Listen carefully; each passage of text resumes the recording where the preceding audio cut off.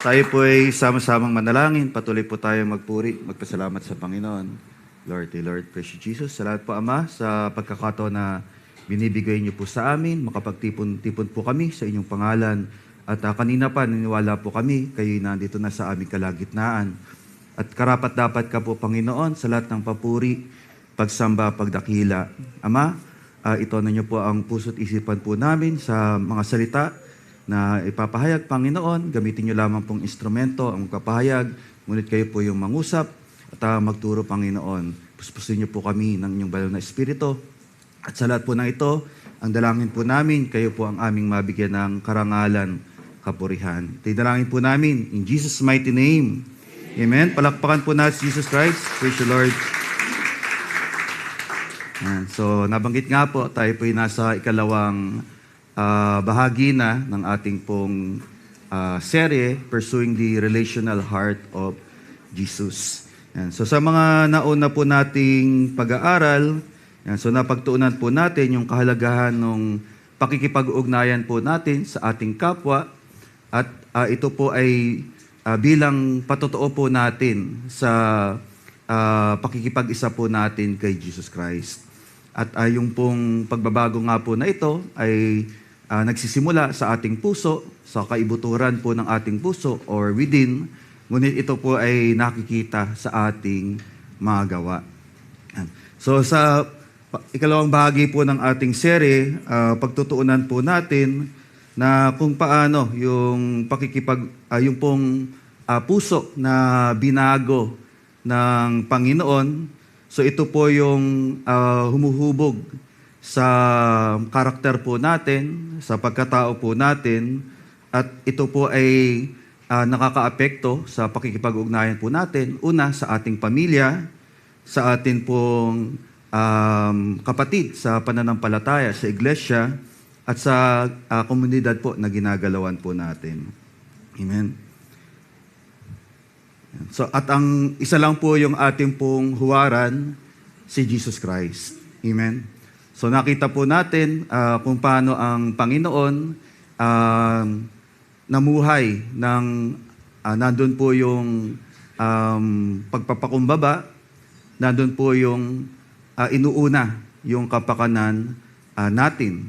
Amen? So hindi po yung sarili. Na bagamat po siya ay Diyos, so pinili po niya na magpakumbaba at hindi lang po maging tao, kundi mamuhay bilang alipin. So, maglingkod. Amen. At tayo rin po na tinawag, yan, so hinirang ng Panginoon, tayo rin po tinatawag na mamuhay tulad po ng Panginoon. So, pagtutunan po natin kung paano po na yung puso po natin na patuloy na binabago po ng Panginoon ay hindi na nakatuon na lang sa sarili o hindi na makasarili. Amen. At nandun po, patuloy po tayong binabago ng Panginoon. So ito po ay proseso. So makikita po natin, maging po yung mga apostol. Yan. So may struggle din po sila. Bagamat nung kasama po nila ang Panginoon, nandun po na nasasaksihan po nila yung kamanghamanghang gawa ng Panginoon, pero nandun pa rin po yung struggle sa pagiging makasarili. At maaari po tayo rin na mananampalataya, minsan nag-struggle din po tayo. Kaya po, nandito po na tayo po ay patuloy na tinuturuan ng Panginoon. Amen? So, yung magiging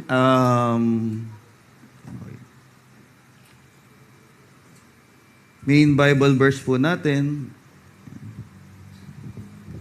yan, mababasa po natin sa Roma 15, 1-3. Sabi po rito, tayong malalakas sa paniniwala ay dapat tumulong sa mahihina at huwag ang pansariling kasiyahan lamang ang ating isipin. Sikapin nating lahat na itaguyod ang kapakanan ng ating kapwa para sa kanyang ikalalakas. Sapagkat maging si Kristo man ay hindi naghangad ng sariling kasiyahan, subalit nagpaubaya, tulad ng nasusulat, ako ang binagsakan ng mga pag-alipos na sa iyo ipinapatama. Amen? Yan. So, bago po itong Roma 15, yan. So, bago po Roma 15, ano po muna? Ayun, tama po. Roma 14. Yan. So, magkaugnay po yung sinasabi sa Roma 14 at Roma 15 sa sulat po ni Pablo. Yan. So, yung background po nito, so binabanggit po ni Pablo na sa mga mananampalataya. So, these are for Christians.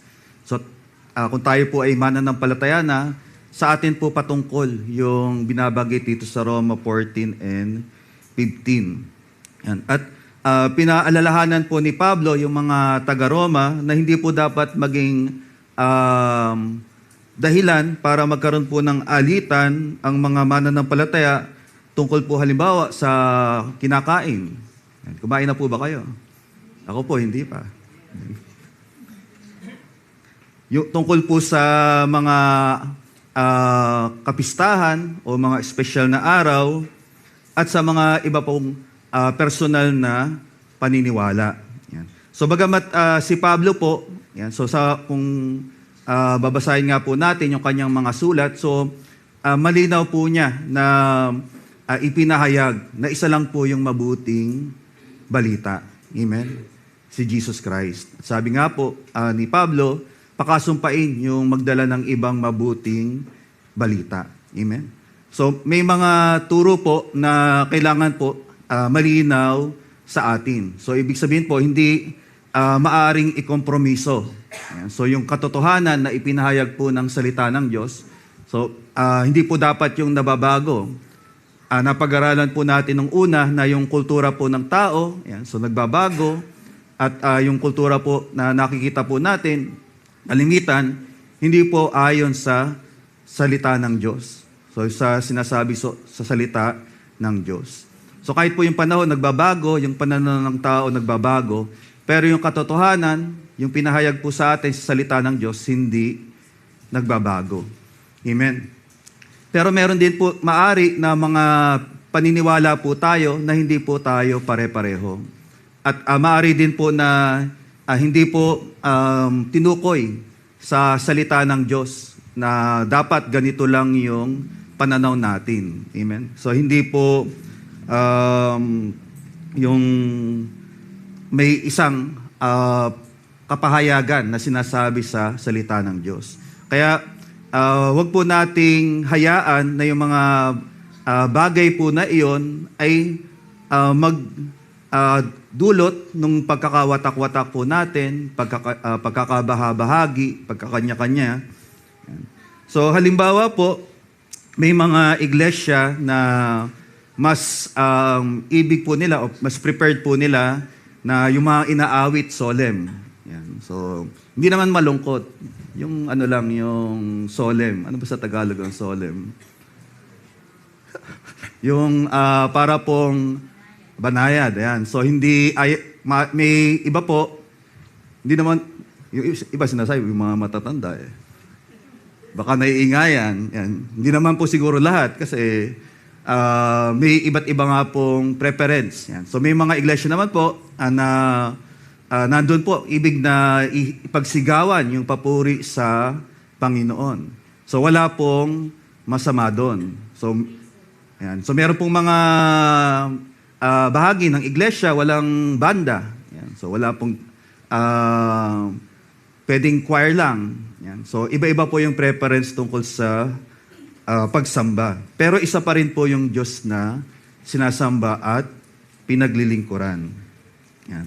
So, ano pa po yung ibang halimbawa? Yan. So, yung nga po yung sinabi ni Pablo sa pagkain, yan, na hindi po kailangan na yung malalakas sa pananampalataya, ibig sabihin po yung more mature at may pag-unawa sa kalayaan na binigay po sa atin ng Panginoon, ay kutyain yung mga mahihina pa.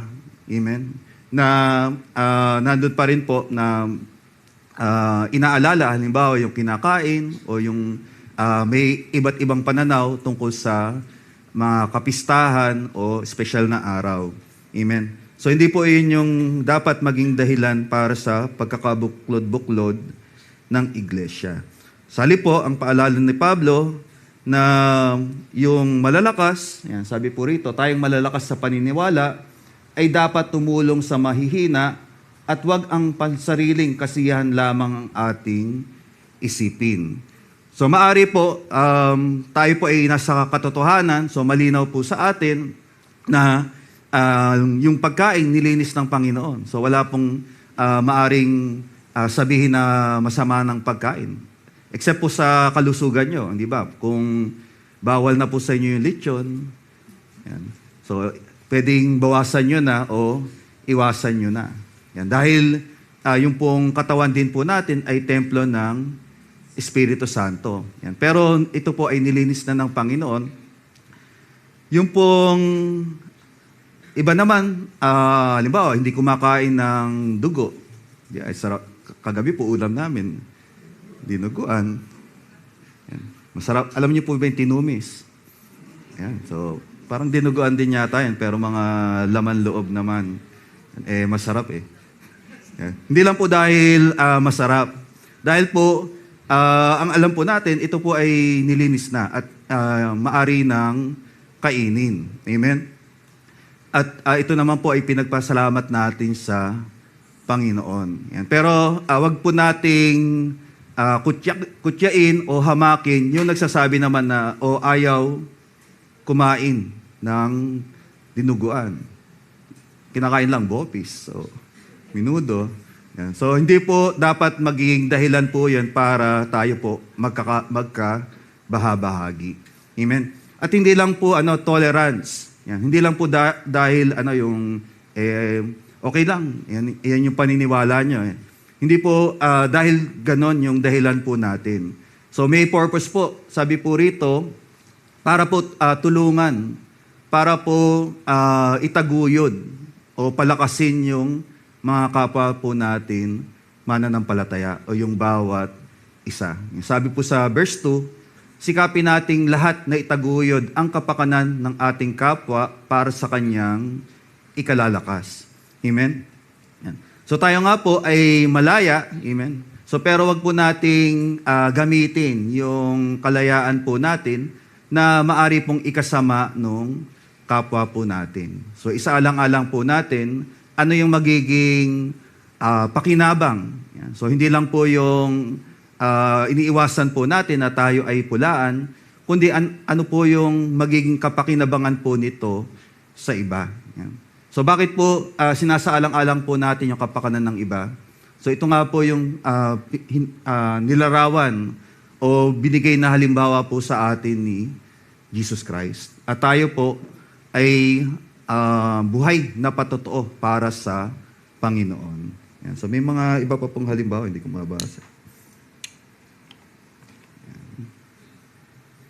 Yan. So mari po na tayo po ay may iba't ibang pananaw. Yan. So bukod po sa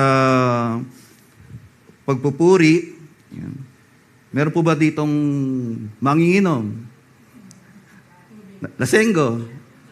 Yan. Bawal po, masama po yung maglasing. Yan. So kasalanan po yung maglasing. Pero yung pag-inom po ba, kasalanan? Yan. So meron pong iba nagpapalagay na totally dapat hindi na uminom.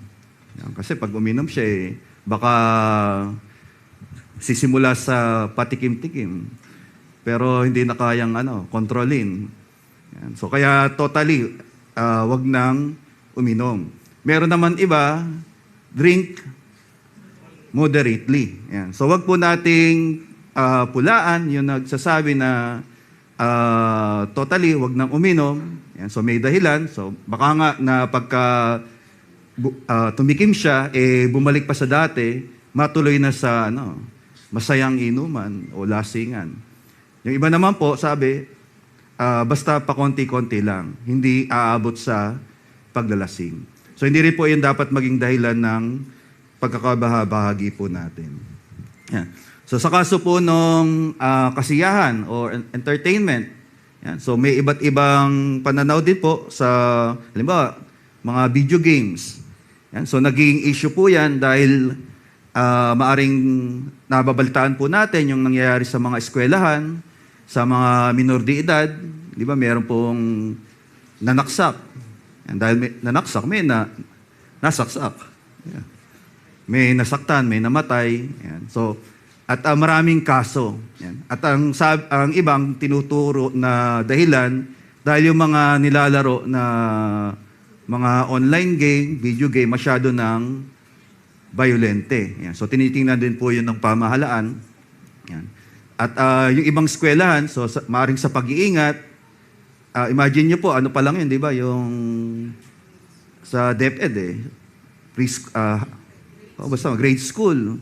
Bago ka makapasok, check muna yung mga gamit mo. Baka may dala kang parang may baril, di ba? Na baril. Hindi lang nanaksak. Yan. So sa ibang lugar, dati na pong ginagawa yun, sa ibang bansa, sa US. So talagang sa eskwelahan, hinihigpitan din. So pero ito, magtataka po tayo sa panahon natin. Yan, mga bata pa lang, musmus pa lang sa tingin po natin, pero nakakagawa na ng mga krimen. Amen.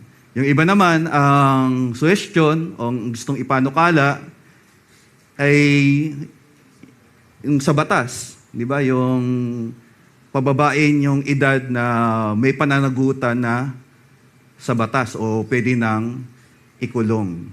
Yan. May mga kabataan po siguro dito. So baka pwede na kayong ikulong.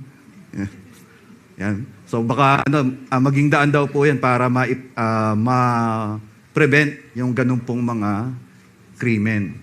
Amen. So yung iba naman po, may pananaw na okay lang yung mga online games, video game. Yan. Yan. So pati po yung pakikinig sa mga secular music. So tayo po, yung mga inaawit po natin dito, mga awit ng papuri. Yan. So Christian music, gospel, yan, tungkol po sa Panginoon. Pero meron din po na secular. Yan. So yung kamukha po sa pinakikinggan din sa sanlibutan. So iba, nagsasabi na hindi mainam na nakikinig ka pa sa secular music. Yan. Pero meron naman po na okay lang. So maari naman na makinig sa secular music. Yan. So bagamat pakakaingat din po tayo, yan, dahil meron din naman talaga kung pakasusuriin po natin, ay hindi tama yung mensahe. Yan. So merong maling pinapahayag yan, o pinakikita do sa mga napapanood po natin. Yan. So pero meron po na bagay na hindi naman talaga kasalanan. Amen. Isa pa po, yung sa politics, sa pananaw po natin sa politika. So, nung election, maaari pong marami. Yan. So, dahil po magkakaiba yung pananaw sa kung sino yung dapat maging pangulo, o yung iba naman, sino yung hindi dapat maging pangulo, ay nagdulot ng pagkakabahabahagi. Yan. Kahit po yung magkakapatid sa pananampalataya. Yan. Pero hindi po iyan yung tinuturo sa atin ng salita ng Diyos. Yan. Sabi nga po dito sa Roma 14 and 15. Yan. Sa iba pa pong mga bagay na tulad nito. Noong pandemic, lahat po ba kayo nagpabakuna? Yan. So meron po, sa paniniwala po nila, hindi mainam na magpabakuna. So totally, ayaw po nilang magpabakuna. So meron po akong mga kamag-anak, kahit nung pandemya, hindi po sila nagpabaksin. So hindi rin po dapat maging dahilan po yon para kutyain o iwasan po natin yung tao po na yon. Unless na may nakakahawa talagang sakit. Yan. So yung po mga pananaw po na yon, yan, so nakabase doon sa pananaw po ng tao at wala pong binanggit yung salita ng Diyos na hindi po ito nakalulugod sa Diyos. So hindi po yun dapat magdulot sa atin ng pagkakabahagi. Sa teknolohiya po natin ngayon, familiar po ba kayo sa AI? Artificial Intelligence. So maaring yung iba, so bukas sa paggamit. Yan. So maging po sa pangailangan po ng iglesia. Yan. So halimbawa po sa paghahanap po natin ng mga Bible verse, Yung iba naman nagsasabi na hindi mainam o yung AI hindi sa Diyos yan. Yan. So huwag kayong gagamit ng AI. So huwag po maging dahilan po yan para tayo po magkabaha-bahagi. Yan. So kung ang pananaw po ng iba, ito po ay mainam, makatutulong po sa atin, tulad po ng iba ring mga teknolohiya, kamukha po ng sound system po natin. Di ba? Technology po ito. Kung wala pong sound system, tiyak po, hindi nyo ako maririnig. Kahit magkaharap po tayo. Kasi hindi ako nagsasalita eh. Yeah. So may iba-ibang pananaw po tungkol sa technology, kamukha po sa AI. Yan. At ang paalala nga po ni Pablo, yan. So hindi po dapat na tratuhin po natin ng iba yung ating pong mga kapatid na may iba't ibang pananaw tungkol po rito. Yan. Pero may mga bagay din po na malinaw na pinahayag po ng salita ng Diyos na hindi dapat ikompromiso. Kahit po may ibang pananaw yung marami. So halimbawa po sa idolatry. Yan. Sa yung pagsasama outside marriage. Yan. So yung tawag doon? Yan na yan. Alam nyo na yan, di ba? Hindi pa kakasal na nagsasama na tulad ng mag-asawa. Yan. So yung pong mga malinaw na pinahayag po ng salita ng Diyos na kasalanan. Yan. So hindi po dapat ikompromiso yung mga ganong bagay. At malinaw naman po. Kaya dapat po bukas tayo. Yan. So babad po tayo sa salita ng Diyos. Para alam po natin kung ano ba talaga yung mainam, ano ba yung dapat na ipinamumuhay ng mga anak ng Diyos. Amen. Pero may mga bagay nga po na maaring iba-iba po tayo ng pananaw, pero hindi naman kasalanan. Yan. At hindi dapat maging dahilan para po tayo magkabahabahagi. Amen? Yan. Yan. Sabi sa Roma 14:19, kaya't lagi nating pagsikapang gawin ang mga bagay na makakapagdulot ng kapayapaan at makakapagpalakas sa isa't isa. Yan. So yung pong pakikipag-ugnayan po natin, so sa tingin man po natin ay mahina pa yung pananampalataya o sa malakas na, ang purpose po natin para itaguyod ang bawat isa. So palakasin, ilapit sa Panginoon, yan. So palakasin yung pananampalataya at maipahayag po natin, maibahagi po natin yung pag-ibig na tinanggap mo natin sa Panginoon. Na maaari po sa mga, halimbawa, sa mga issue, tama naman tayo.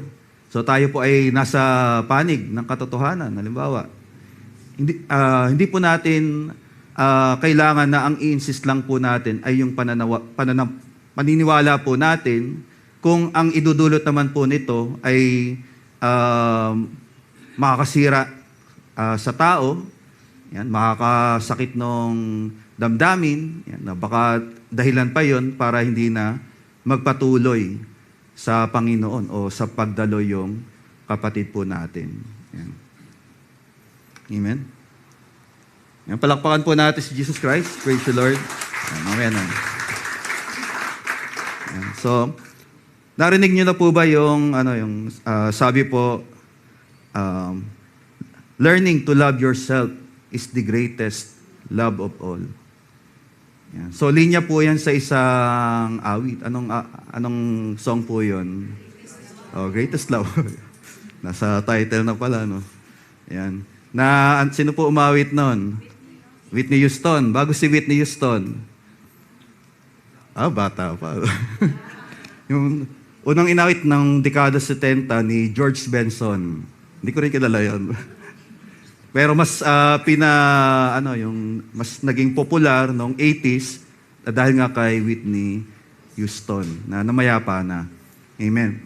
Yung sabi nga sa awit, learning to love yourself is the greatest love of all. Yan. So kung titingnan po natin ng literal, so ito po ba ay biblical o ayon sa tinuturo ng salita ng Diyos? Ano po sa tingin po natin? Yun, marami po nakakaalam ng awit. Kantahin mo nga. Yan. At sabi nga, the greatest love of all. Yan. So yun po ba, yung pag-ibig sa sarili o yung matutunan mong ibigin yung sarili, yung pinaka-dakilang pag-ibig. Yan. So ano po yung sinasabi sa salita ng Diyos? Sabi sa Mateo 22, 37 to 39. So may nagtanong po sa Panginoon, ano yung pinaka-mahalaga sa mga utos? Sabi ng Panginoon, sumagot si Jesus, ibigin mo ang Panginoon mong Diyos ng buong puso mo, buong kaluluwa mo at buong pag-iisip mo. Ito ang pinakamahalagang utos. Ito naman ang pangalawa, ibigin mo ang iyong kapwa gaya ng pag-ibig mo sa iyong sarili. Amen? So yung pong sa sinabi po ng Panginoon, yan. So yung pag-ibig sa Diyos at pag-ibig sa kapwa, yung pinakamahalagang utos. Yan. So hindi po, bakit hindi yung pag-ibig sa sarili? Okay? So maaari na po nating assume na ang bawat isa meron ng pag-ibig sa sarili. Yan. Sabi nga po sa sulat ni Pablo sa mga taga-Epeso 5:29, walang taong namumuhi sa sarili niyang katawan. Sa halip ito'y kanyang pinapakain at inaalagaan tulad ng ginagawa ni Kristo sa iglesia. So given na po na sa tao, nandun po yung pag-ibig, yan, yung pagpapahalaga sa sarili. Okay?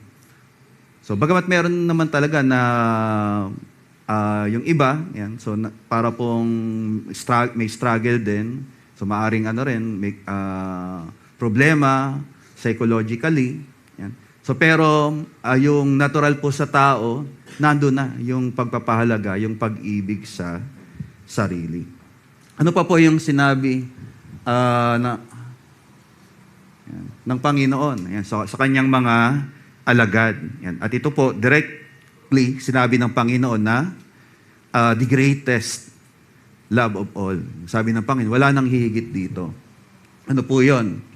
1:15-13, wala nang pag-ibig na hihigit pa sa pag-ibig ng isang taong nag-alay ng kanyang buhay para sa kanyang mga kaibigan. Amen. So yung sacrificial love. Yan. At ito po, ginawa ng Panginoon para sa atin. Nung siya po namatay para sa mga makasalanan. Yan. Sabi sa Roma 5:8, ngunit pinatunayan ng Diyos ang kanyang pag-ibig sa atin nang mamatay si Kristo para sa atin nung tayo'y makasalanan pa. Amen? So Christ demonstrated to us the greatest love of all. So it's not self-love. Hindi po yung pag-ibig sa sarili o yung pagiging makasarili. Yung ang tuon natin, yan, so lahat ng bagay, dapat yun lamang para sa sarili. Amen?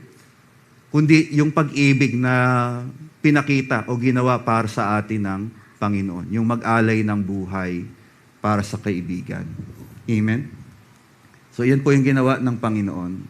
Sabi rin po sa salita ng Diyos sa Mateo 16:24, sinabi ni Jesus sa kanyang mga alagad, sino mang nagnanais sumunod sa akin, ay kailangan itakwil ang kanyang sarili, pasanin ang kanyang krus at sumunod sa akin. Yan. So, hindi lang pala yung hindi patungkol sa sarili. Ano pa sabi po ng Panginoon? Yung ibig sumunod sa Kanya, kailangang itakwil ang Kanyang sarili. Amen. So ano po yung pinatutungkulan dito ng Panginoon? Yan.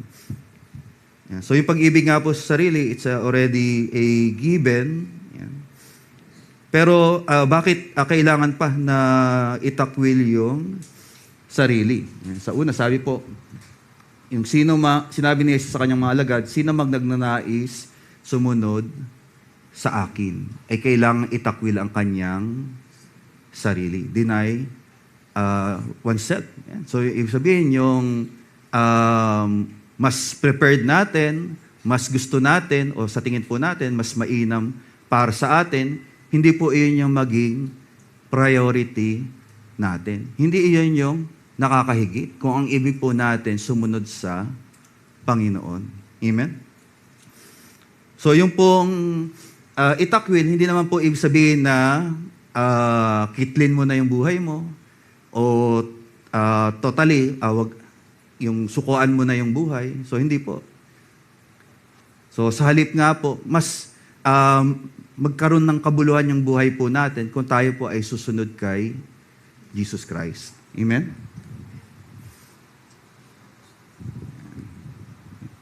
Sabi rin po sa Pilipos 2:3, huwag kayong gumawa ng anuman dahil sa pansariling layunin o pagyayabang. Sa halip, bilang tanda ng pagpapakumbaba, ituring ninyong higit ang iba kaysa inyong mga sarili. So, yun din po yung pagtatakwil sa sarili. So, hindi ibig sabihin na hindi mo na pahahalagahan yung sarili mo, yung pangangailangan mo, kundi bibigyan mong higit na pagpapahalaga yung iba. Amen? So, hindi na lang yung nauukol sa sarili. Hindi na po yun yung dapat na maging priority ng mga anak ng Diyos. Amen? Amen po ba? Yan. So, binasa ko lang naman po yung sinasabi. Hindi naman po, sa akin lang po nanggaling yon. Amen? Yan. Palakpakan po natin si Jesus Christ.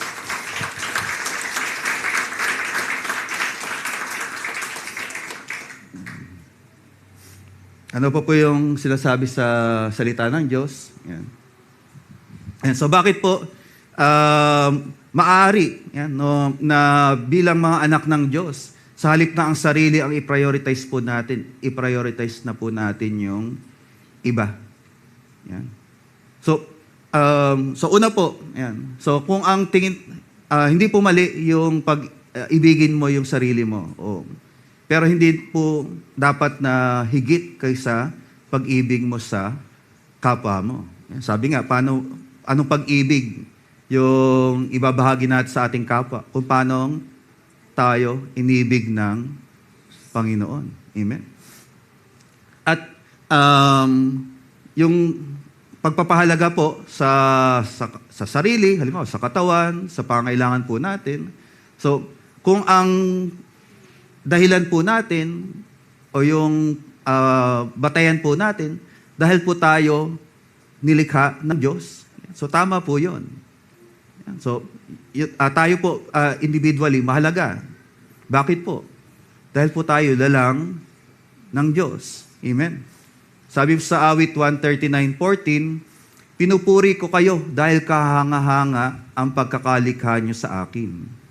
Nalalaman ko na ang inyong mga gawa ay tunay na kahanga-hanga. Amen? So, ibig sabihin po, lahat po tayo magaganda. Guwapo. Yan. So, dahil po, paano po ba tayo nilikha ng Diyos? Yan. Sa wangis ng Diyos. Sabi sa Genesis 1:27, nilalang nga ng Diyos ang tao ayon sa kanyang larawan. Sila'y kanyang nilalang na isang lalaki at isang babae. Amen? So yung pagkakalalang po sa atin ng Panginoon sa kanyang wangis at larawan. So, bagamat yung pong katangian po na ito, yan, dahil nga po pumasok yung kasalanan, nakurap. Yan. So, pero tayo, bawat isa pa rin po sa atin, mananampalataya ka man o hindi, lalang ng Diyos. Yan. So, nandun pa rin po yun, yung original na pagkalikha sa atin. Pero bakit hindi makita sa atin na kalarawan tayo ng Diyos? So, ano po yung larawan ng Diyos? Ay sa kanyang katwiran at kabanalan. So, dahil sa kasalanan. So, yung kasalanan po yung nag-corrupt sa tao. Amen? Pero ito po, sa mga anak ng Diyos, ni-restore sa atin sa pakikipag-isa natin kay Jesus Christ. Amen?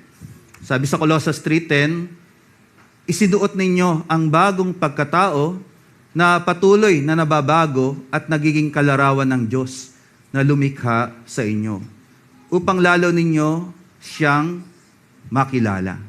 Amen? So, ganyan po yung pagkakalalang sa atin ng Diyos. Na bagamat nung tayo po, yan, so napailalim sa kasalanan, naging alipin ng kasalanan, nakurap, yan, hindi nakita sa atin. Pero ngayon po, sabi po, yung sinuot po nating bagong pagkatao bilang kalarawan ng Diyos. Amen? Kaya nga po yung ano po natin, di ba, yung tema natin, tapat na lingkod ni Kristo. Amen?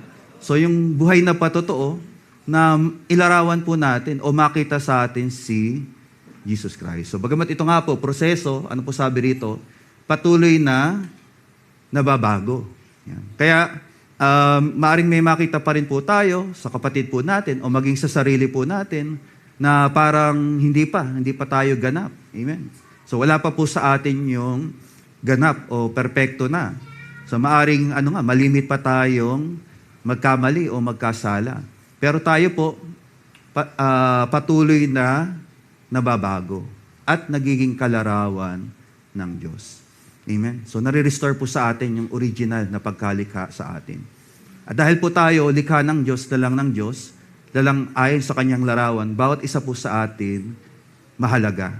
Yan. So, wala pong dahilan para yung sarili mo, tingnan mo na walang halaga. Di ba? May mga ganun po na kung hindi man tayo, maaaring may kakilala po tayo, umaabot sa punto na ang tingin niya sa sarili, wala nang halaga. O yung buhay niya, wala nang halaga. Pero hindi po yan yung sinasabi ng salita ng Diyos. So tama pa rin po, napahalagahan yung sarili. Yan. Pero hindi po sa punto na hihigit po ito sa kapwa natin. Na ang mahalaga na lang sa atin ay kung ano yung kailangan po natin. So matugunan lang yung pangailangan po natin. Kung ano yung nakasisiya sa atin. Yan. So, basta masaya ako, bahala na kayo dyan. Okay naman ang buhay ko eh. Maayos na yung buhay ko, maayos naman yung pamilya ko. So, hindi po ganon ang mainam para sa mga anak ng Diyos. Amen? Yan. Palakpakan po natin ang Panginoon.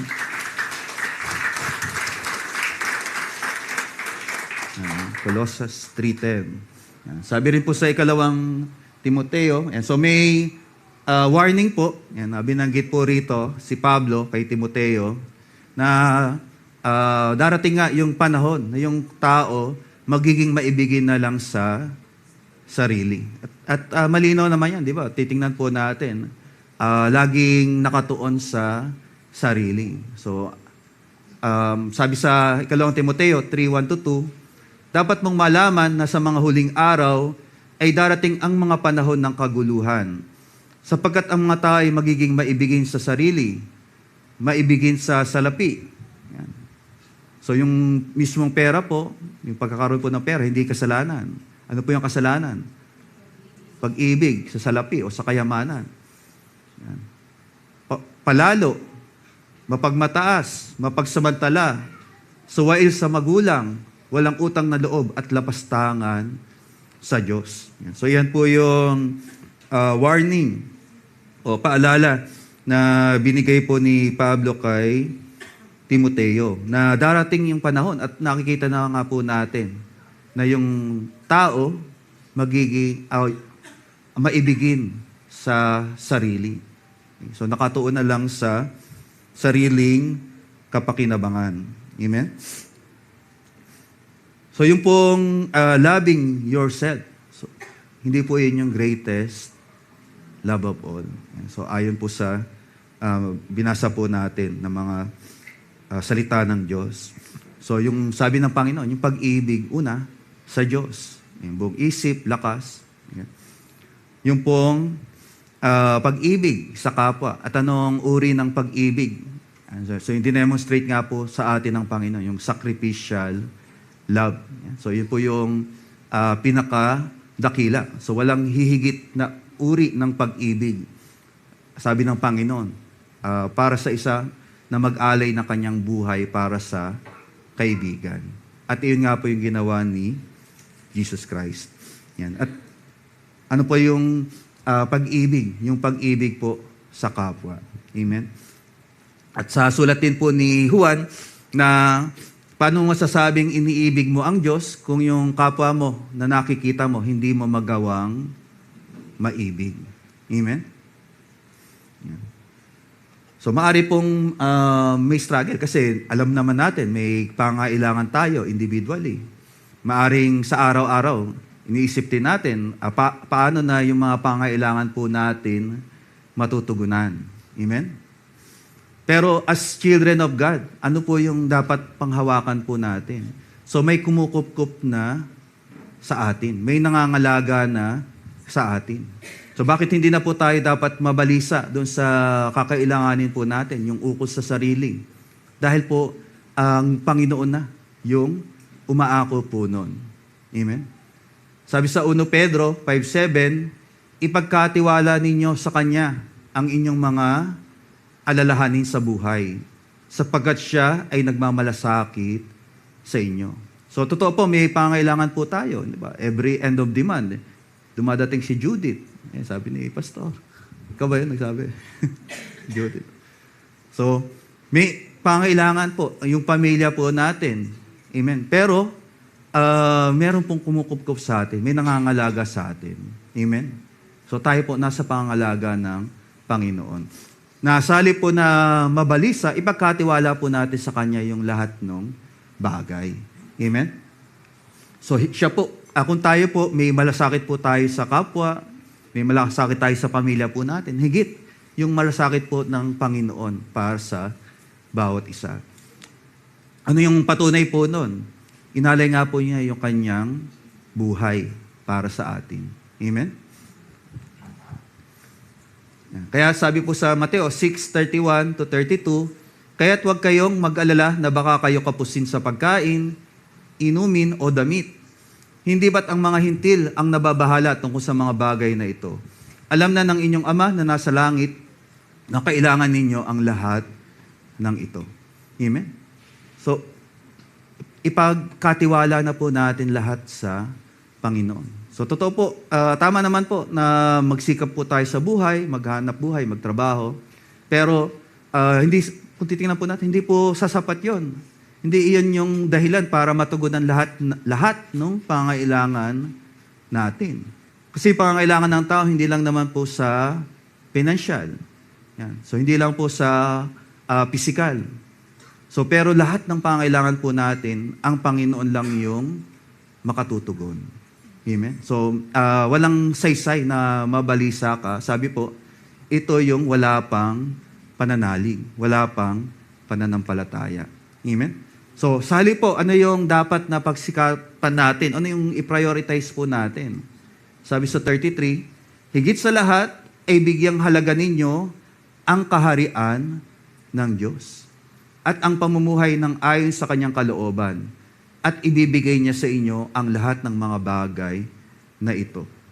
Yan. So, ano din po yung ibig sabihin nito? Ang priority po natin, yung God's glory. Yung kaluguran, yung kasiyahan ng Panginoon. Amen? So, yun po yung purpose ng pagkalikha sa atin, di ba? Para po bigyan ng kaluguran, kasiyahan ang Panginoon.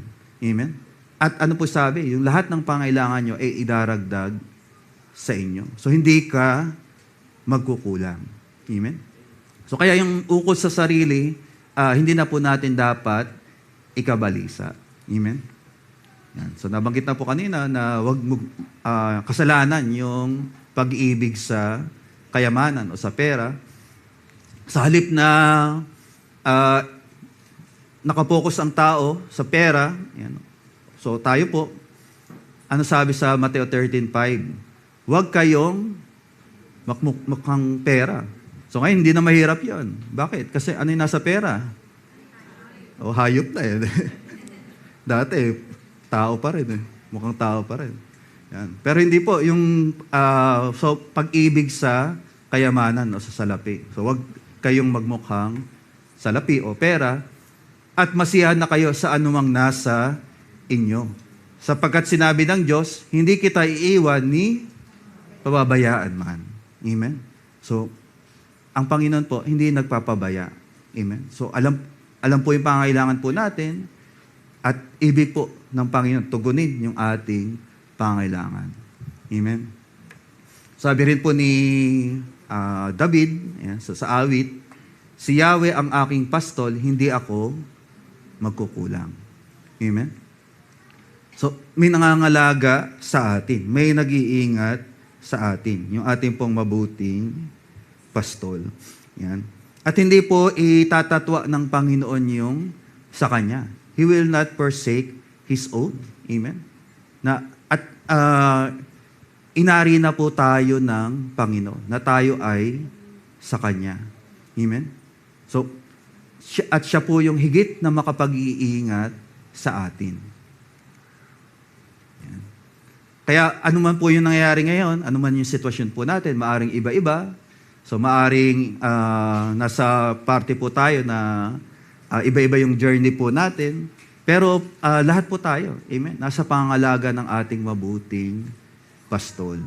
Yan. Sabi sa Roma 8:28, alam nating sa lahat ng bagay ay gumagawa ang Diyos para sa mabuti, for our good.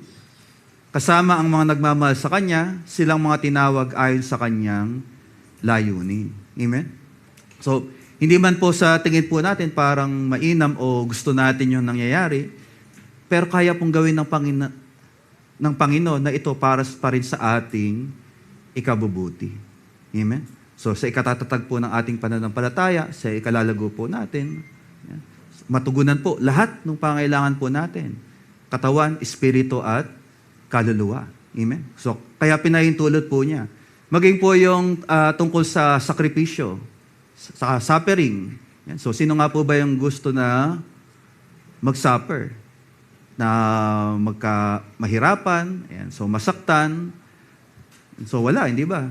So, ang tanong nga po ng mga ateista, yung hindi naniniwala sa Diyos, paano mo masasabing may Diyos? Laganap yung suffering, yung paghihirap sa mundo. Yan. So, ano po, may isang tinanong hindi ko na matanda yung pangalan niya. Yan. So, kung titingnan po natin, yung atin din pong pananampalataya, nakasentro po dito yung suffering, yung sacrifice. Sino po yung nakasentro po? Yung nasa krus. Si Jesus Christ. Amen? So, hindi ba po yung krus, tanda po yun ng paghihirap, pagpapakasakit ni Jesus Christ. Pero ano yung mensahe nung krus? So, yung pagpapakahirap, hindi natapos doon. Amen? So, Christ suffered and died, but rose again. Yeah? So, sabi nga, wala nang laman yung libingan. The tomb is empty. Amen? So, dahil po ang Panginoon, bagamat nagpakasakit siya sa krus, namatay, nilibing, ngunit muling nabuhay. Amen? So, yun nga po yung symbolism din ng baptism. Di ba? Kung paano po tayo nakikiisa doon sa paghihirap, sa kamatayan, at muling pagkabuhay. Amen? Kasi kung kamatayan lang yung tatanggapin natin, pag nagpabaptism ka, ilulubog ka, hindi ka na iaahon. Kasi kamatayan lang yung tinanggap mo. Dapat pati yung muling pagkabuhay. Amen? At iyon po yung tatanggapin ng mga nakipag-isa kay Kristo. Yung namumuhay dahil kay Jesus Christ. So, hindi po tayo nanatili sa libingan. So, ibig sabihin, yung buhay po natin, hindi natatapos sa mga suffering, trials, persecution. Amen? So, meron pong resurrection. Merong muling pagkabuhay. Meron pong glory na naghihintay para sa mga anak ng Diyos. So, sabi nga po ni Jesus Christ, may kapaghatian man kayo sa sanlibutan, pero lakasan ninyo ang inyong loob. Napagtagumpayan ko na ang sanlibutan. Amen? Palakpakan po natin si Jesus Christ.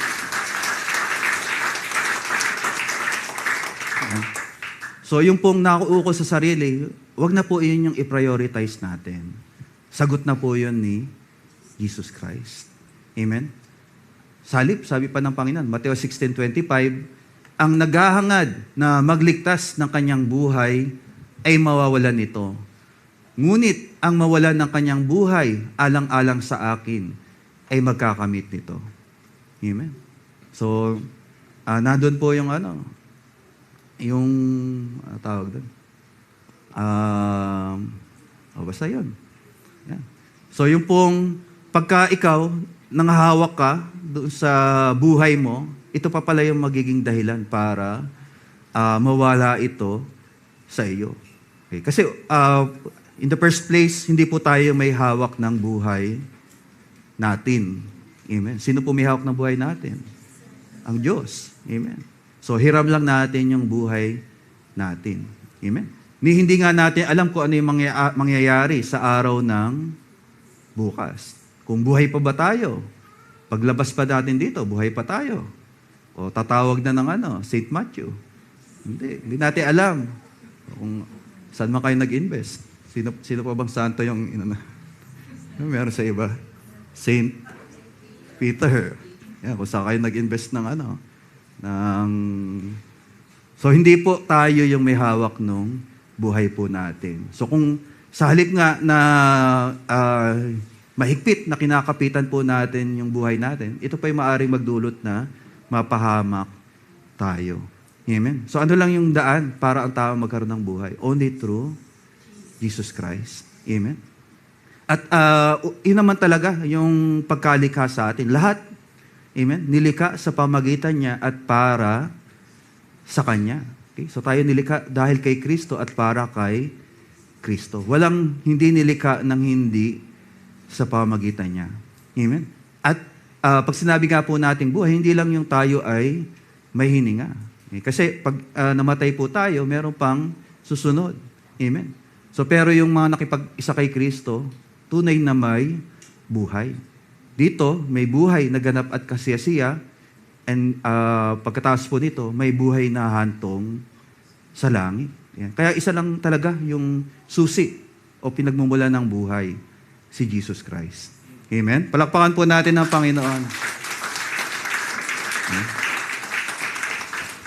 At yung sa issue nga po ng pagiging makasarili, yan, so lahat tayo nag-struggle. Maging po yung mga alagad, yung sabi nga po natin, nung kasakasama pa sila ni Jesus Christ, halimbawa po yung magkapatid na Santiago at Juan. Yan. So ano po yung hiniling po nila sa Panginoon? So sabi sa Marcos 10:37, sumugat sila, sana po ay makasama kami sa inyong karangalan at maupo ang isa sa kanan at isa sa kaliwa. So kasi yung una po, ang pananaw po nila na yung pagiging alagad is for honor, yung maging dakila sa harapan ng tao. Amen? At ang hiniling nga po nila sa Panginoon, umupo silang magkapatid sa kaliwa at sa kanan ng Panginoon. So yun yung pag-unawa nila, what it means to serve. Okay? Na maitaas din sila. Amen? Magkaroon din ng karangalan. Amen? So tayo po, na tinawag din na maglingkod. So yun po ba talaga yung purpose ng tawag po sa atin?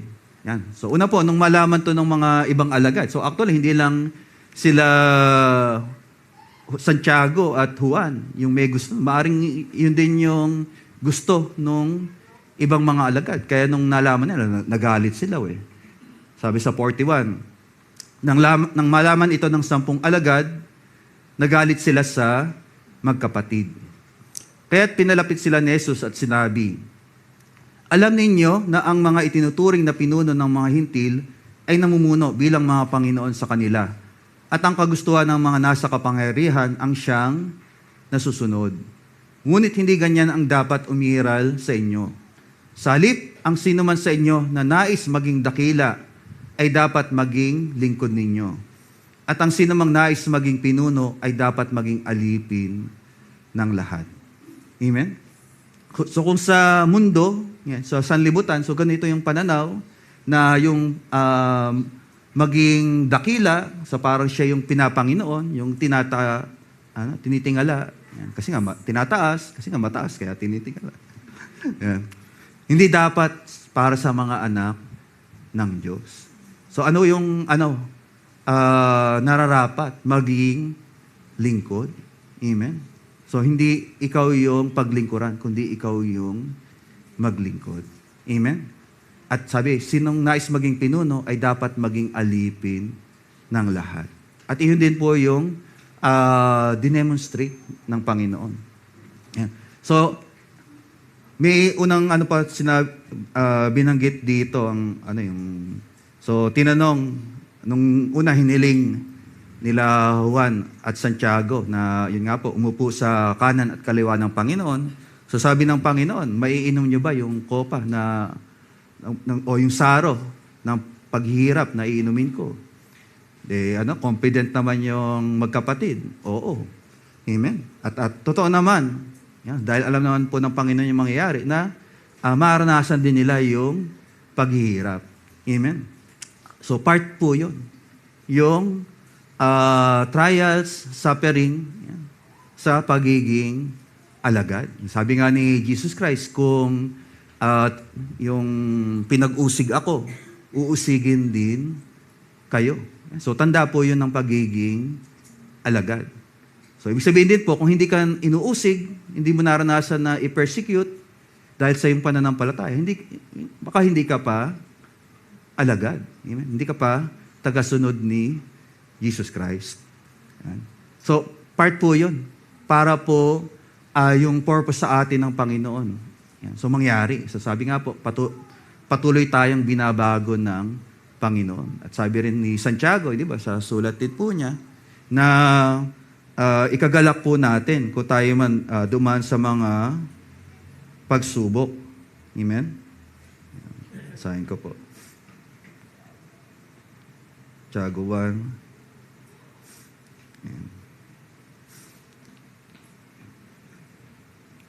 Sabi sa Santiago 1:12, mapalad ang taong nanatiling tapat sa kabila ng mga pagsubok. Ayan. So mapalad. Ayan. So sa sanlibutan po, parang mahirap tanggapin yun. Paano na yung sinusubok ka na, dumadaan ka na sa mga trial, suffering, mapalad ka pa rin.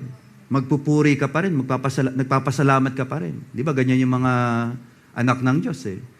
Dumadaan na sa pagsubok maawit pa rin ang papuri sa Panginoon. So hindi matanggap yan ng sanlibutan. So bakit mapalad? Sabi po sa Santiago, yan, sapagkat matapos siyang subukin, tatanggap siya ng gantimpala ng buhay na ipinangako ng Panginoon sa mga umiibig sa Kanya. Amen? So, merong pagpapala. Merong pong gantimpala. Amen? So, hindi nasasayang po kung ano man yung sacrifice na naranasan po natin, trials, dahil sa pananampalataya. So, hindi naman lahat ng trials and suffering. Baka kaya ka nagsasuffer dahil sa kasalanan. Hindi po yung sinasabi ni Santiago. Baka yung suffering mo, so consequence na yun ng kasalanan. Even. So magkaiba po yun. Yung mag-suffer ka dahil ikaw tagasunod ni Jesus Christ. Amen. So dahil ikaw ay buhay na patotoo. So nandun yung persecution, nandun po yung hindi ka tinatanggap, tinatakwil ka dahil ikaw ay kay Kristo. Amen. So kung sa sanlibutan, yan, sabi po ng Panginoon, yung itinataas, yun yung dakila, yun yung mga makapangyarihan, yung kinikilala. Pero yung dakila sa kingdom of God, yun po yung nagpapakababa. Yun.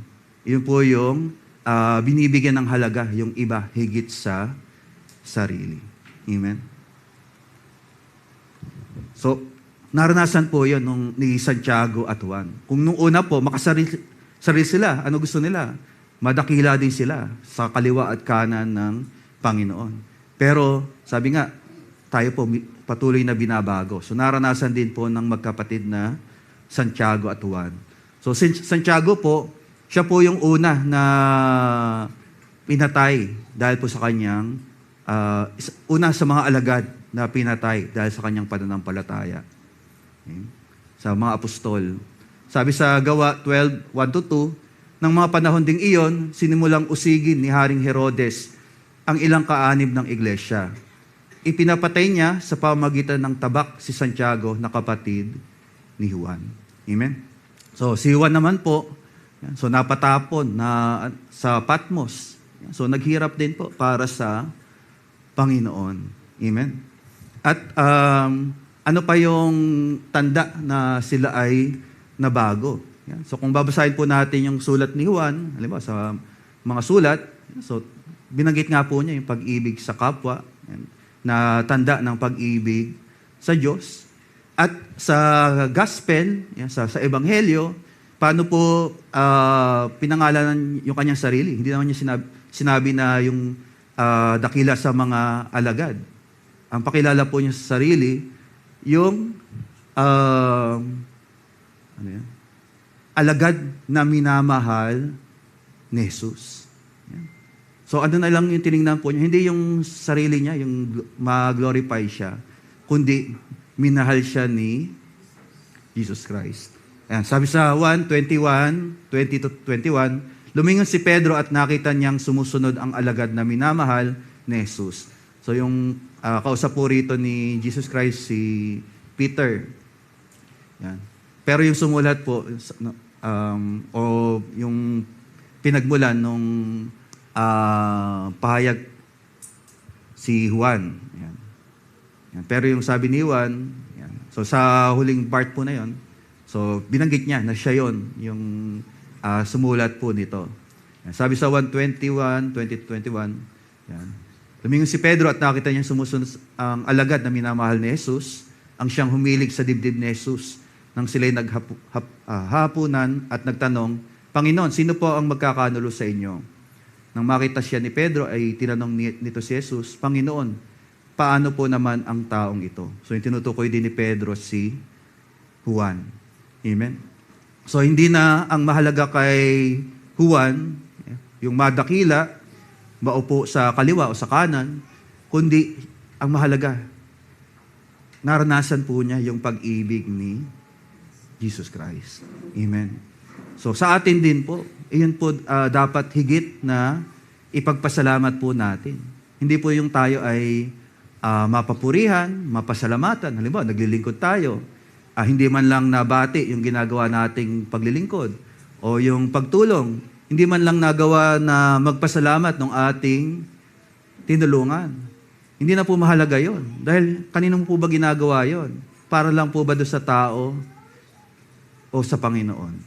Amen? So tayo po lingkod ng Panginoon. So sa Panginoon po tayo naglilingkod. Ang dapat bigyan po natin ng kasiyahan, ang Panginoon po natin, si Jesus Christ. Amen?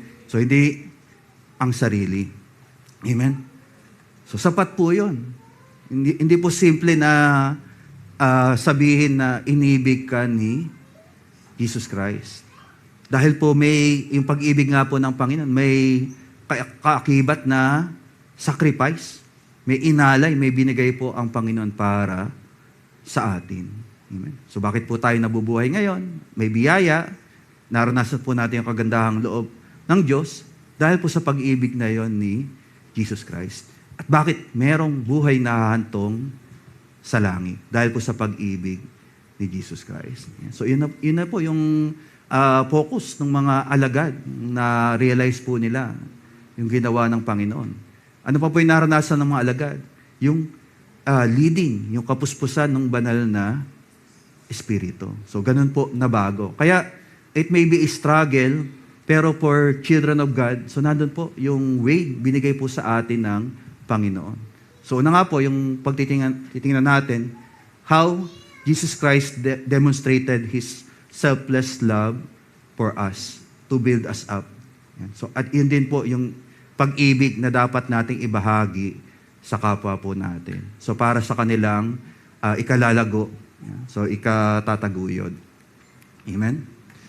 Dahil sabi po sa Marcos 10:45, sapagkat ang anak ng tao ay naparito hindi upang paglingkuran, kundi upang maglingkod at upang mag-alay ng kanyang buhay para sa katutubos ng marami. Amen? Totoo, ang Panginoon po have every reason to be served. May dahilan po ang Panginoon na sabihin sa atin, maglingkod kayo sa akin. Bakit? Siya po ay Panginoon. Yan. Panginoon ng mga Panginoon. Hari ng mga hari. Pero, sa kabila po nun, ano yung pinili ng Panginoon? Maglingkod. To serve. na bagamat siya po ay Panginoon, hindi po yun pinili po niya. Yan, naparito po siya, nagkatawang tao, namuhay bilang alipin. Nag-alay ng kanyang buhay. Amen? So, si Jesus Christ na po yun. Yung dahilan bakit nalikha o nalikha yung lahat ng bagay. Amen? Pero, naglingkod, nabuhay bilang alipin. Amen? Sabi rin sa 14, kung ako ang Panginoon at Guro ninyo ay naghugas ng inyong mga paa, dapat din ninyong hugasan ang mga paa ng isa't isa. Binigyan ko kayo ng halimbawa upang inyong tularan. Amen? So yung dinemonstrate po, yung ginawa ni Jesus Christ para sa mga alagad, di ba, nung huling hapunan, so bago po siya nagpakasakit, hinugasan yung paa ng kanyang mga alagad. So yung ginawa po halimbawa ng Panginoon, hindi lang ritual. Yan. So bagamat may gumagawa po nun, hindi naman masama. Halimbawa po sa simbahang Katolika, every Holy Thursday. So may iba po, part ng Mass, naghuhugas ng paa yung nag-officiate ng Mass. Hindi ko alam kung lahat, hindi pa ako kung lahat na yun, huhugasan. Saka parang hindi na karaniwan, pero may gumagawa po nun. So, pero yung paghugas ng paa ng Panginoon sa mga alagad, hindi lang po siya isang ritual, kundi yung binabanggit nga po rito na paglilingkod, na bigyan ng halaga yung iba higit sa sarili. Iyon po yung ginawa ng Panginoon. Yung sabi nga, siya ay Panginoon at Guro, ngunit naghugas ng paa ng mga alagad. Amen? So, ganun din po para sa bawat isa. It's more than a ritual. So sabi sa Pilipos 2:3-4, huwag kayong gumawa ng anuman dahil sa pansariling layunin o pagyayabang. Sa halip, bilang tanda ng pagpapakumbaba, ituring ninyong higit ang iba kaysa inyong mga sarili. Pag malasakitan ninyo ang kapakanan ng iba at hindi lamang ang sa inyong sarili. So yun po yung meaning, yung ibig sabihin ng paghuhugas ng paa. So pwede nyo naman gawin yun. Hugasan na yung paa ng kapatid. Yan. Pero, kung ritual lang, wala rin pong saysay yun. Amen? So, yung tunay na paghugas ng paa, nando yung malasakit, nando yung pagpapakumbaba, na katulad ng pinakita po ni Jesus Christ. Amen? Palakpakan po natin ang Panginoon. Glory. At yung nga pong pagde-demonstrate ng love, okay, so love begins at home. Or sa sinasabi rin po, charity begins at home. Yeah. So yung pagkalinga, yung pagtulong sa kapwa, nagsisimula sa tahanan. Amen? So, binanggit din po sa salita ng Diyos na yung hindi kumakalinga sa mga kamag-anak, yan, masahol pa sa walang pananampalataya. Amen? Sa Colossus, 1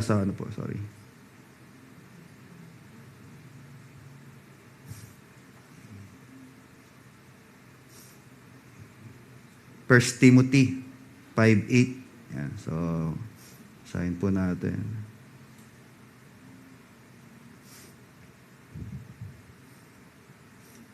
Yan.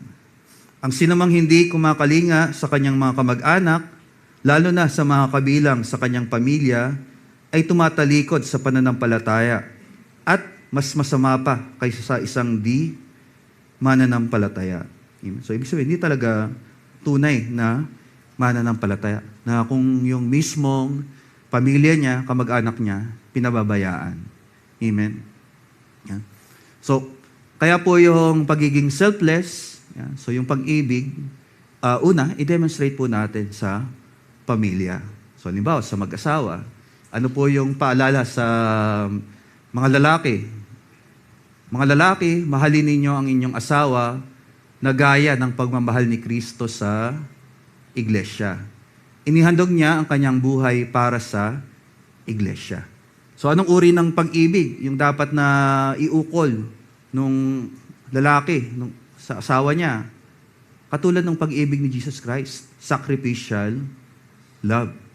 Amen? Sabi rin po sa Colossus 3:19, mga lalaki, mahalin ninyo ang inyong asawa at huwag kayong maging malupit sa kanila.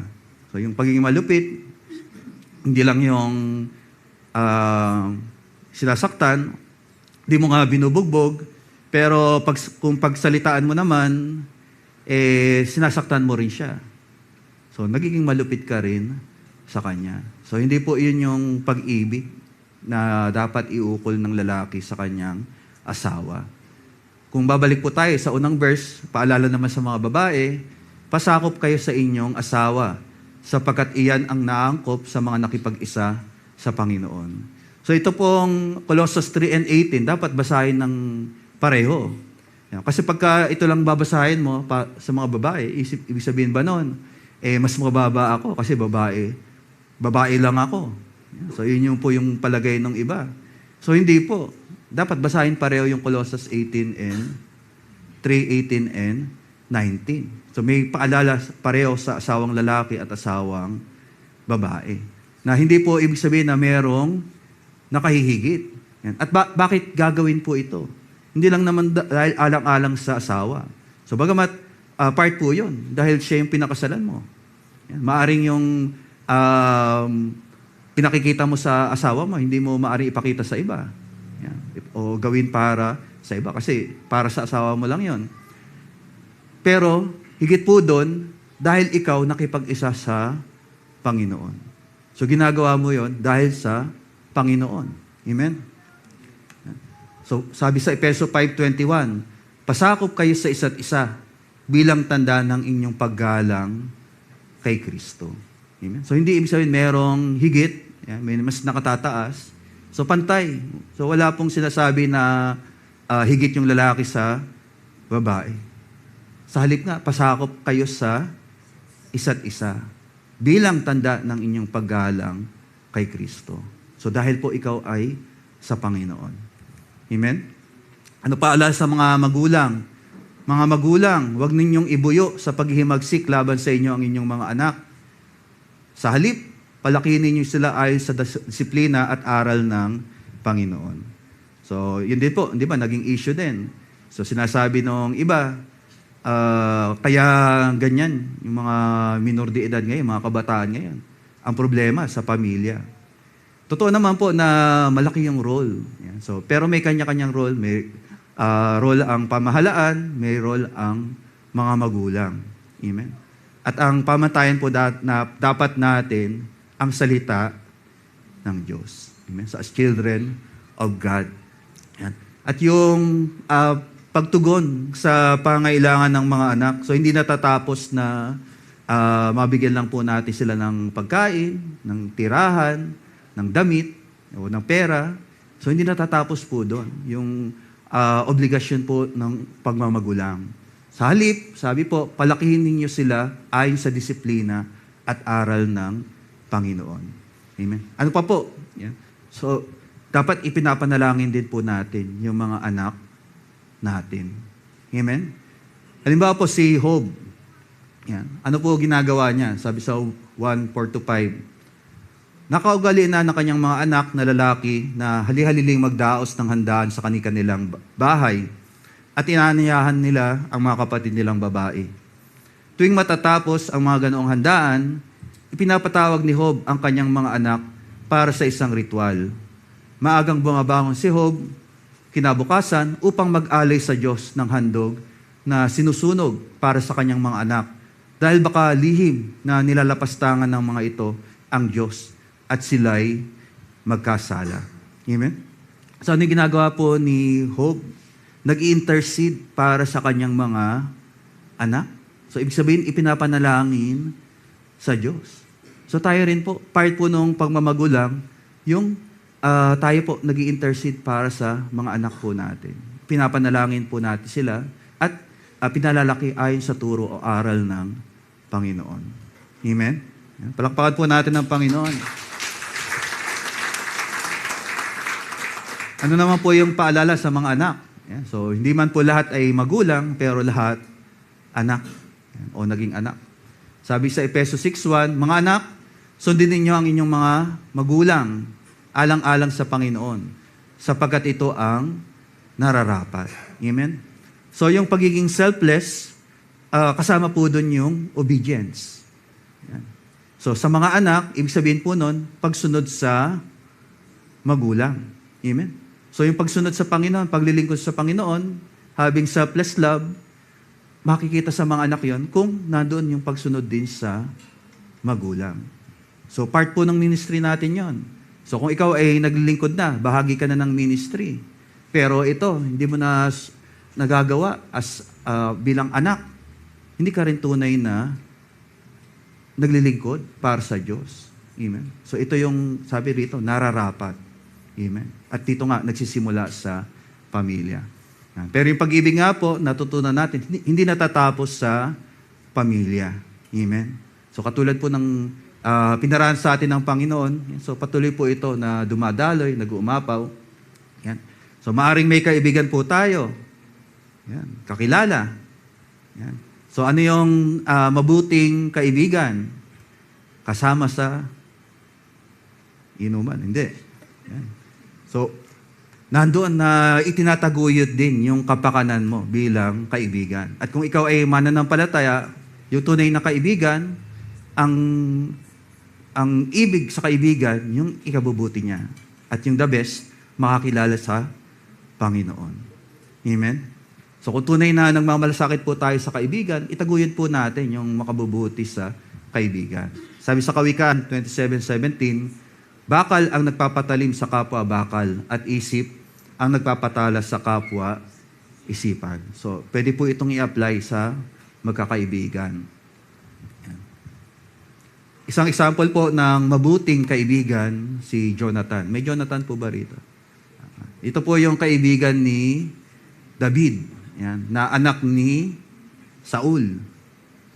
At dahil nung panahon po na yon, ang hari ay si Saul, so ibig sabihin po si Jonathan next in line para maging hari.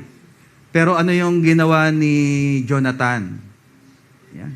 So dahil alam po niya, ayan, so yung kilos ni Yahweh kay David, yan, di ba, nung nagtagumpay po si David laban sa kanyang mga kaaway, pinatumbas sino yun?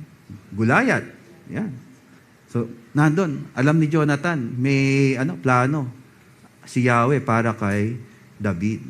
Yan. At hindi po ang inisip ni Jonathan yung ukol sa sarili. Ano yung maaring ukol sa sarili o para kay Jonathan? Yung maging hari. Kasi yung ama niya, si Saul, hari. Dahil siya na yung susunod.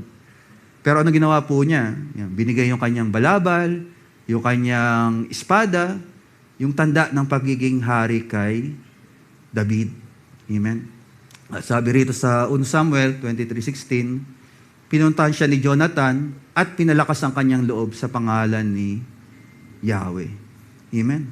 So, ginawa po yun ni Jonathan, hindi lang alang-alang kay David, na dahil sila ay matalik na magkaibigan.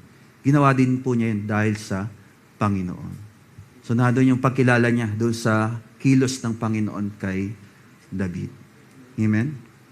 So, yan po yung tunay na kaibigan. Amen? So, palalakasin yung loob mo. Ilalapit ka sa Panginoon. Yan. Sabi sa Roma 14:19, kaya't lagi nating pagsikapang gawin ang mga bagay na makakapagdulot ng kapayapaan at makakapagpalakas sa isa't isa. So, yan din po applicable sa atin. So, bilang magkakapatid. So, maaring may kaibigan ka sa labas, pero tayo po, hindi lang po tayo magkakasama sa iglesia. Tayo po, pamilya, sambahayan. Amen? So, as a body of Christ, so, taguyod din po natin yung kapakanan ng bawat isa. Sabi sa Hebreo 10:24-25, sikapin din nating gisingin ang damdamin ng bawat isa sa pagmamahal sa kapwa at sa paggawa ng mabuti. Huwag nating kaliligtaan ang pagdalo sa ating mga pagtitipon, gaya ng nakasanayan ng iba. Sa halip, palakasin natin ang loob ng isa't isa, lalo na ngayong nakikita nating malapit na ang araw ng Panginoon.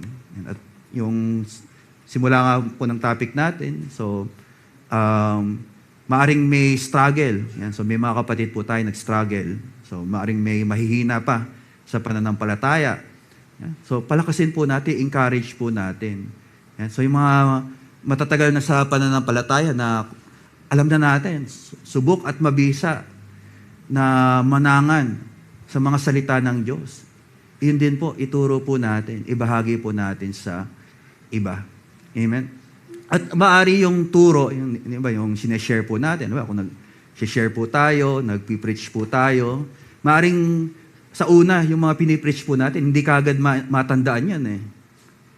Ano yung matatandaan nila? Lalo na kung bagong attend.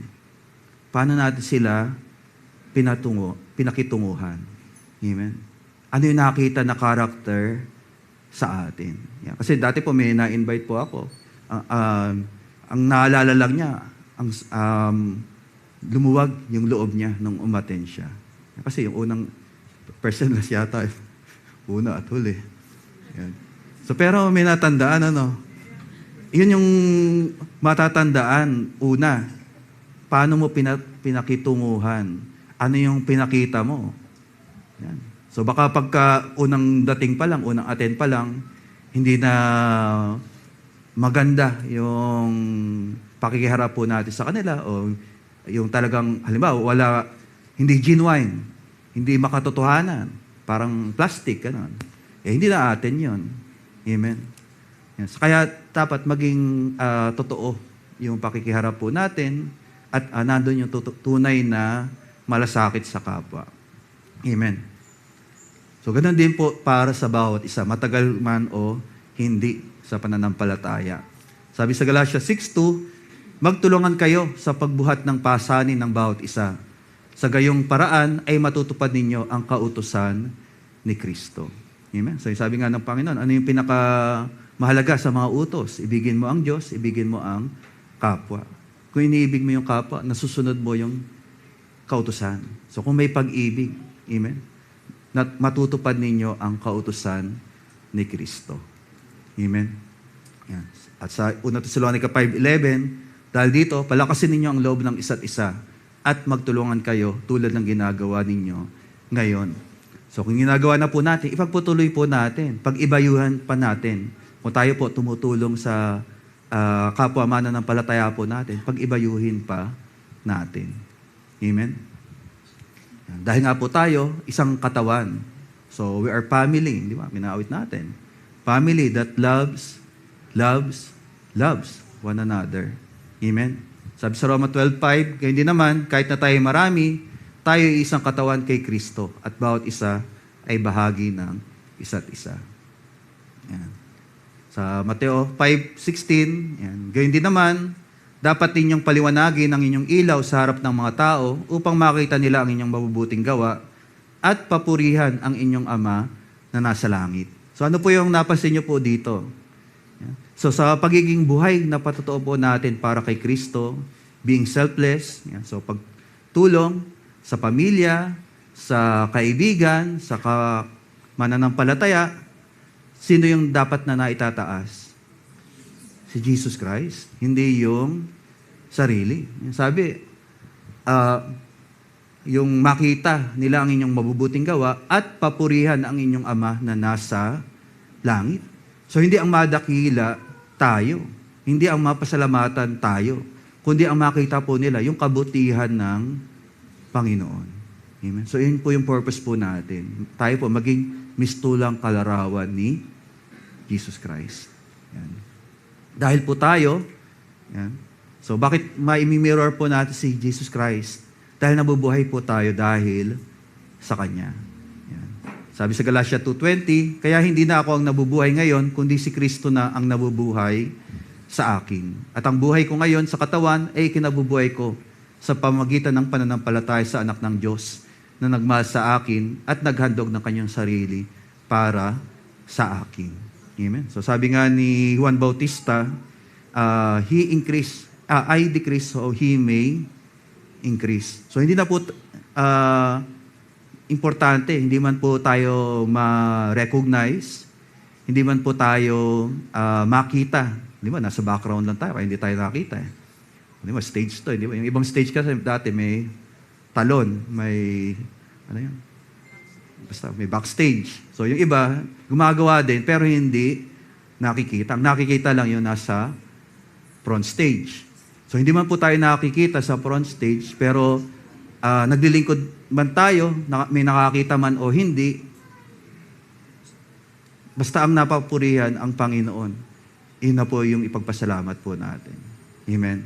Yan, so balikan lang po natin, sabi sa Roma 15:1-3, so panghuli na po to, tayong malalakas sa paniniwala ay dapat tumulong sa mahihina at huwag ang pansariling kasiyahan lamang ang ating isipin. Sikapin natin lahat na itaguyod ang kapakanan ng ating kapwa para sa kanyang ikalalakas. Sapagkat maging si Kristo man ay hindi naghangad ng sariling kasiyahan, subalit nagpaubaya. Tulad ng nasusulat, ako ang binagsakan ng mga pag-alipusta na sa iyo ipinapatama. Amen?